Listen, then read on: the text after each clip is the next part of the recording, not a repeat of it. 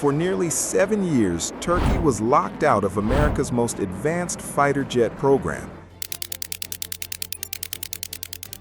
Billions of dollars were lost. 6 completed F-35s were never delivered. Washington and Ankara went from trusted allies to strategic rivals. But now, everything may be changing. President Donald Trump says the United States is prepared to lift sanctions on Turkey and is even considering bringing Ankara back into the F-35 program. If that happens, it won't just be a fighter jet deal. It could reshape NATO's military balance and redefine U.S.-Turkey relations for years to come. The story began in 2019 when Turkey purchased Russia's S-400 air defense system. For Washington, this crossed a red line. The F-35 is one of the world's most advanced stealth fighters, built around highly classified technology. U.S. officials feared that operating the Russian-made S-400 alongside the F-35 could expose sensitive data about the aircraft's stealth capabilities.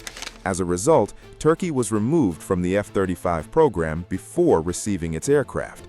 In 2020, the United States imposed CAATSA sanctions on Turkey's defense industry, freezing military cooperation and ending one of NATO's biggest defense partnerships.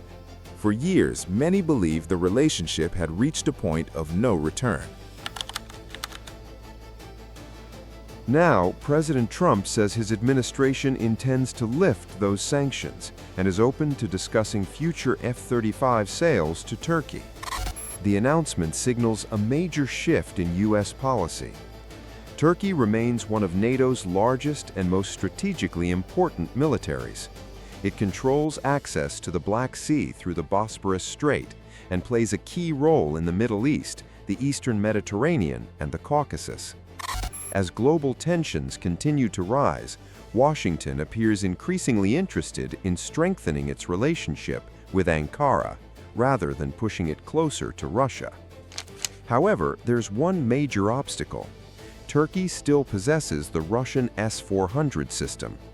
Unless that issue is resolved, many members of the U.S. Congress are expected to oppose any return of Turkey to the F-35 program.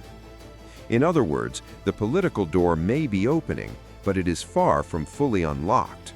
If sanctions are officially lifted, it would mark the biggest improvement in U.S.-Turkish defense relations in years. But returning to the F-35 program is a much more complicated challenge. It will depend not only on President Trump's support, but also on Congress, NATO allies, and the future of Turkey's Russian-made air defense system.